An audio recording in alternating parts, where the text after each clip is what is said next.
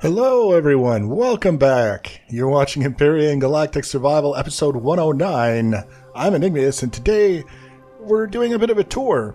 We've been painting and texturing our butts off for the last few days. And there's something to show off. There's a progress of some sort that I can show you guys just so that you know we haven't forgotten about the build or the series or anything like that. It's a very large ship, obviously, and it takes a certain amount of time to get things done on this scale. Fortunately, a lot of the worst parts are over, specifically a lot of the painting of parts of the ship that you don't even really see, and just making sure that things are covered so that you don't come across the ship at a specific angle and happen to look into a specific area and find that things just look like naked combat steel that wasn't touched because nobody thought that anyone would ever look there. So we've done that. We've done all of the conversion from the combat steel texture to the glossy metal texture wherever we felt it was needed. And then we started working on the exterior of the ship, and you can see we've got parts that are done around parts that are not done, and we're making a little bit of progress. You can see we've got a little bit of stuff done on the shoulder here, and then everything behind the shoulder is undone. And then we've got the little arm here that's extending around the hangar and the hangar itself. This is where most of the work has been taking place, and we're going to kind of take a look at it. A lot of the time involved in this came from having to take the ship back down to the surface of the planet, pick up some of the silicon that I left down there in our base because I didn't think we'd need it, and then bring it back up into space to continue working because I needed glass. And I needed lots and lots and lots of glass to make these sloped shutter blocks that you see here. They have a very, very material intensive recipe for each one of these things. They need like 20 glass, which is 20 silicon ingots plus metal plates, and I think hardened metal plates, and just so many materials just to make one of these things. And I was thinking to myself, like, why would we ever need so many materials just to make one block? And then I realized a lot of it possibly has to do with the impact that having too many of these on a ship would have on game performance. That's the only thing that I could think of that would justify the recipe. The recipe is specifically designed to discourage people from making lots of them, except for me. Because I just make big things, and that's all I do. So we've got these shutter blocks just to add not just a painted on texture like you see in these spots here, but an actual texture to the exterior of the hangar to add something to it. I felt like it needed something, and I really feel like these shutter blocks were that thing in this particular instance. We've got them on the top and the bottom. They extend pretty much the full length of the hangar, and in all cases they're over top of another texture of some sort. It's not necessarily a very visible texture. Like you can see if you're looking through here, not difficult necessarily to pass this over as just another shiny metal plate if it weren't for the vents on the top and the bottom. So we've got textures over top of textures to create something that's a little bit more interesting than what we had previously. And then we've got other textures that are meant to be understated and not necessarily exceptionally visible, but they still do add something. And then taking it the next stage and replacing some of the gloss metal blocks like you see here. Here's a good example because you can actually see the light shining off of it. And it adds just a little bit of texture in these sort of areas here. Can't tell if they're raised or recessed. It looks like they're recessed, or meant to look recessed anyways. And amongst all of those different textures, we have these lights, these corner lights, which I really quite like because you can place them, and to me they're just a little bit more interesting than the other lights that you might place. And in addition to that, these are offset to the edge of the cube space that they're in. So your options to place them are a little bit greater. I think there is another light. Let's explore that. There's another option for lights. This one here. There's the centered. This is your generic light, and then there's one that's not centered. And yeah, it's offset as well. But it's, you can see if you look in the bottom blue section in the lower left, you can see how offset it is. If it was centered, it would be where the green line is, and then it's actually halfway between the green line and the edge. So it's offset, but it's not offset as far as the corner lights. So there's that, and then I just use these corner lights all the way down.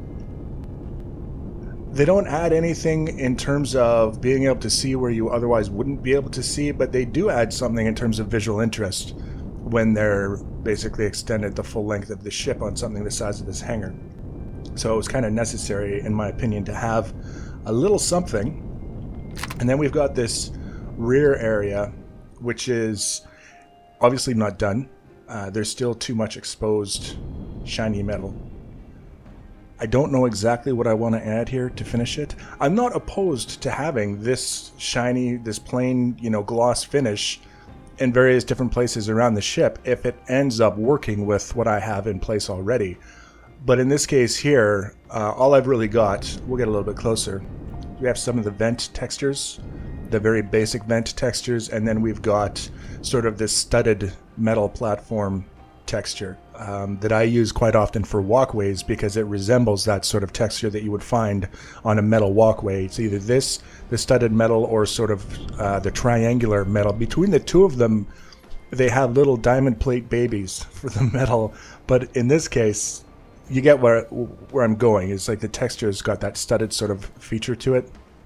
And of course, duplicated over here. It just feels like this back section is incomplete. So we'll be doing another pass. We'll be coming back around this way before we declare the ship complete in terms of all of that. And then you see we've got everything carrying on around the far side of the ship. And it's nice to have this vantage point because on the other side, when we were just on the other side 30 seconds ago, we have the sun giving us light where we're working. And I will actually get in the ship and get in a cockpit and rotate the ship around so that the sun is pointing in whatever area that I plan on working in. But in this example, we're on the dark side of the ship, and you can see what the lights do in terms of their contribution to the overall aesthetic. Not only the placement, but also the color. It's kind of that bluish sort of color that I've selected for all of the lights throughout the ship. And I like it. I like the way it looks. I like the way the hangar looks, despite not being 100% complete. And that brings us to these arm sections that are reaching from the superstructure around the side of the hangar.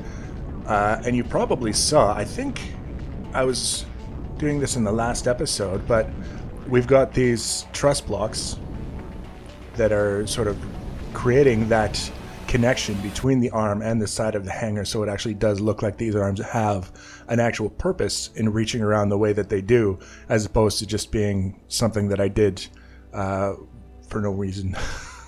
No reason. There's no structural reason to have these arms coming around the side, except maybe a little bit of extra armor. So by adding this little detail, it kind of looks like it does have a purpose. I don't expect to be changing anything with the underside of this arm here. You can see, again, with the studded metal texture that I added, just because when you're texturing these angles like this, quite often what will happen is you'll texture sort of this side, and it will automatically finish the rest of the block on the other side of that angle, and then you've got this, angular section on the edge of another shape that's got this texture, and you either have to keep it there and have it look weird, or extend the texture around so that at least it looks like it's a unified kind of idea, or remove all the texture from the other things so that you don't have to worry about that wraparound.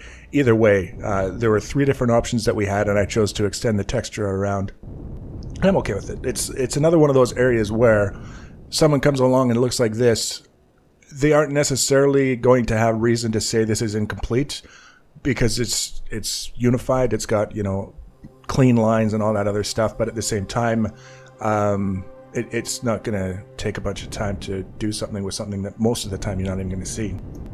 So we come around here, and we've got these extruded sections, which, I mean, the thing that really kind of surprises me is if you look at it from this specific angle, it doesn't even look like this is jet black.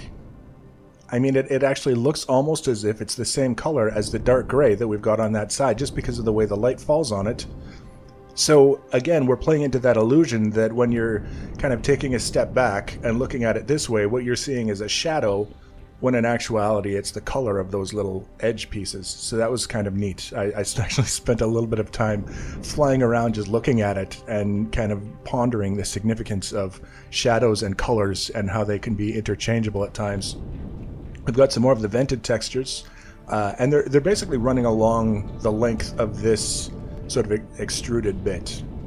And that was sort of the anchor that I chose for this particular part of the ship, is to have everything related in some way to the position of this long piece here, and then everything else would just be relatively plain. But again, I chose the dimpled texture, or the bump texture, over the gloss texture, just for the sake of having something maybe a little bit more interesting and different from the extruded bits. That was sort of one of the things that I decided as well, playing around with different things, is if I can leave these extruded bits with the gloss texture and then do everything in between with something other than the gloss texture, then it kind of makes them stand out in a way that I'm happy with. And then I was just kind of experimenting with different things. We've got the triangle texture here that could almost be diamond plate, but it's not. It's triangles. And then more of the bump texture, and again, they're in perfect position to have diamond plate babies. They're just kind of sitting side by side. It'll be a long journey through space. You never know what might happen. And then we get up to these areas that I haven't really touched yet. I've done all of the coloring that I wanted to do. There's this area under here. This was one of the big ones. Is this area underneath. Painting the top of the hangar and the underside of the superstructure, and then painting the underside of the hangar as well. These things take time.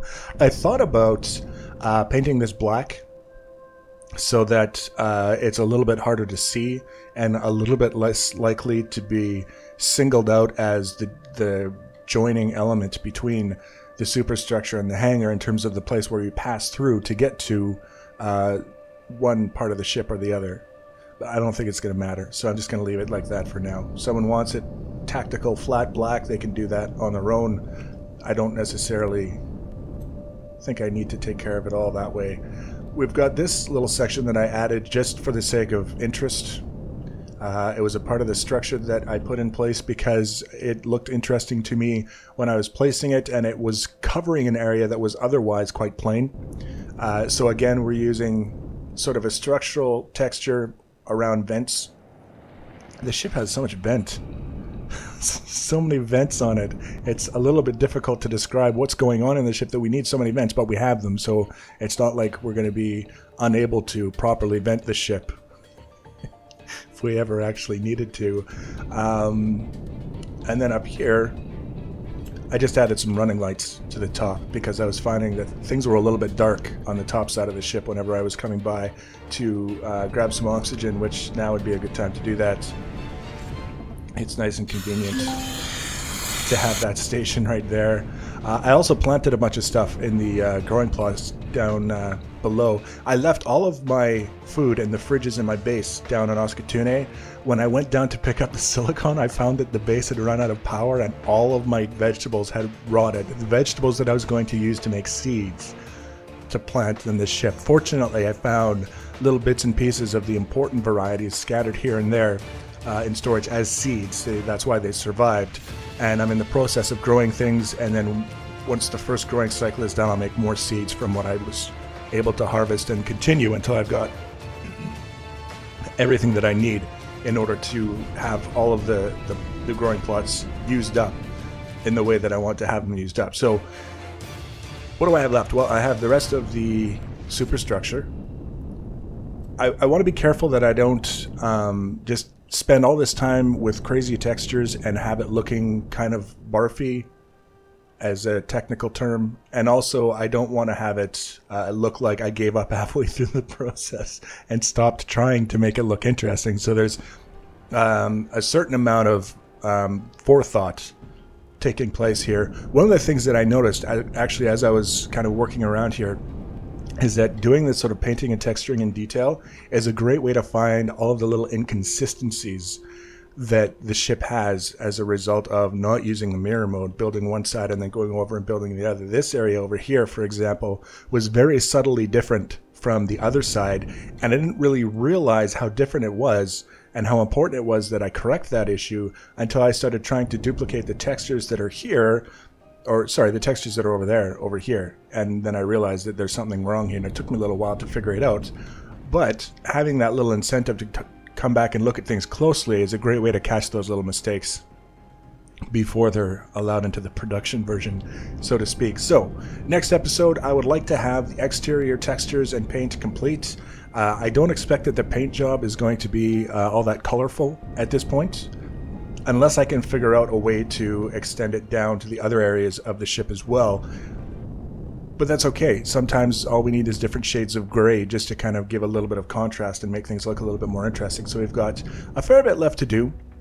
One of the things that I also wanted to do was remove the thrusters and texture the walls inside where the thrusters sit, and then put the thrusters back. That's something that I've been doing slowly as I work my way through. Just again, so that we don't have these areas of the ship where you come by and the first thing you see is naked combat steel and everything else around it is not. So that's something that I'll be doing as well. We'll finish getting the rest of the guns back in place.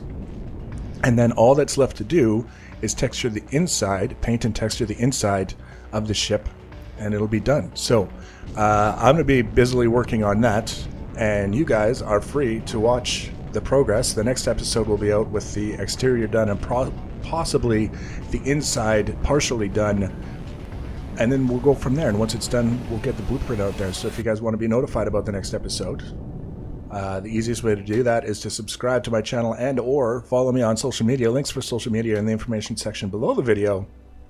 Feel free to leave your comments and feedback. Thanks for watching, guys, and take care.